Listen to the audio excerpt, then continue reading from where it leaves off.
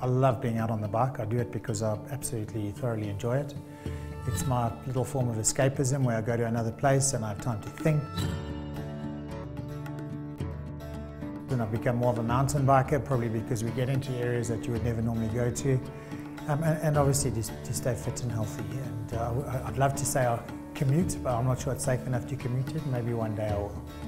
The cyclists have a responsibility to ride safely. And what is safe? What is safely? And I think that is probably the crux. Is it single file or is it two abreast and narrow? It's a difficult situation. So I don't feel safe, but there are times where I do. You know, it's a strange thing. And I think the reality is, we as riders are probably guilty at times of taking too much road, and we as motorists are at times intolerant of the cyclists.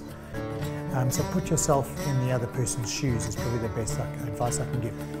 Don't put the rider at risk. You know, sometimes the riders ride like clowns, to be quite frank, but you know, they are unprotected, and we as motorists need to ensure we don't do something stupid and don't knock them over.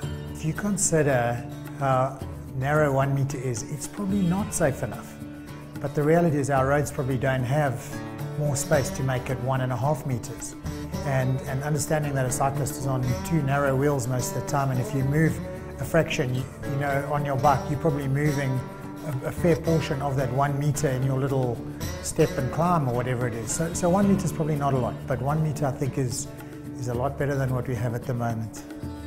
Well, I think the safe cycling is two things. One, from you know, maybe there is an all-inclusive way of getting government involved in creating cycle lanes. So I think we should engage with government. I think cycling lanes are appropriate. I think part of that would need to be, as I said, taxi lanes as well, because the reality is the taxis will probably end up in the cycle lanes. If you go into the cradle and you see how effective it is out there with the dedicated cycle lane, you'll see the effect that it does have. And so I would guess government is the one thing, but most importantly, it's an educational process. It's about educating the motorists and re-educating the cyclists.